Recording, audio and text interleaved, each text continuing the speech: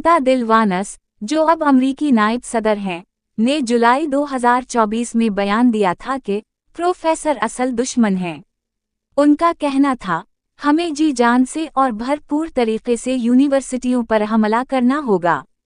मागा की सरपरस्ती में चलने वाले व्हाइट हाउस ने यूनिवर्सिटियों में बराबरी, तनव्वो, नस्ल पसमानदा गिरोहों की हिमायत के लिए इक़दामात, माहौलियाती तब्दीली, वैक्सीन की इफ़ादियत, जंगली हयातिया, वो समझे जाने वाले हर मौजू पर पाबंदी लगा दी है।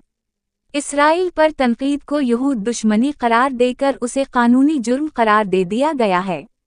अगर आप देखें कि इसराइली फौजी ग़ज़ा के बच्चों पर गोलियां चला रहे हैं, तो उसे आप जीनोसाइड नहीं कह सकते।